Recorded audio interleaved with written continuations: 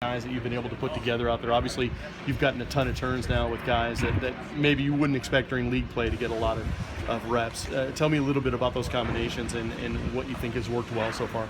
Well, it's not so much the combinations other than just the guys that have been rolling with the ones in practice, the guys that have been rolling with the twos in practice. And so I try not to, in a game, just make a full shift change and put a whole new line in there.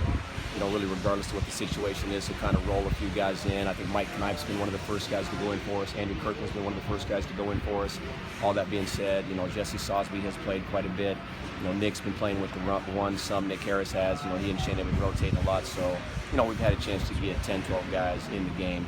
Ideally, what do you think? Is it going to be like a 7-8 man rotation when it's all said and done? Yeah, I don't really know. I mean, it depends on how guys progress. I say right now we got a 6-man rotation that's pretty competitive, and if we can find a way to get a few more guys that are closer and ready to play that we feel really good about, then it becomes more.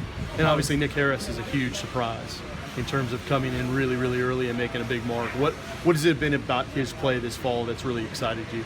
Yeah, I mean, he's a very competitive guy. He's a very athletic guy. You know, a lot of the same stuff we've said all this time about Coleman Shelton really shows up in Nick Harris. You know, he's just a guy that competes really, really hard, and he's athletic, stays on his feet, and finishes blocks well.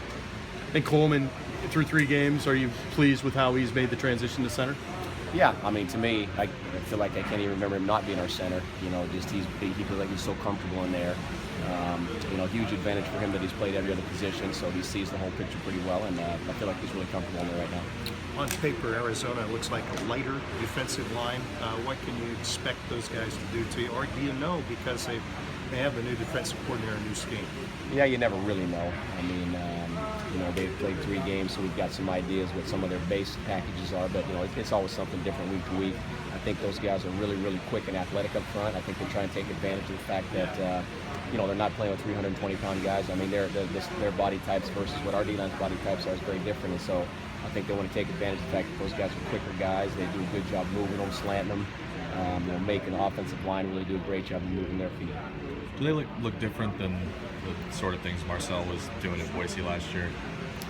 Yeah, I think a little variety. I mean, again, I think the D-line was probably heavier in Boise, so I think a little bit less movement out of the D-line. But you know, there's a lot of carryover to some of the stuff that he's done.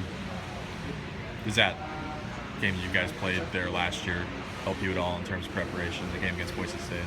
It helps a little bit, but you know, the reality is we're a very different team now than we were then. He's coaching a very different team now than he was then, and so you know, I would say probably a little bit, and I'm sure he's looking at our film from last year a little bit, but you know, probably most of the focus is on what's going on this year.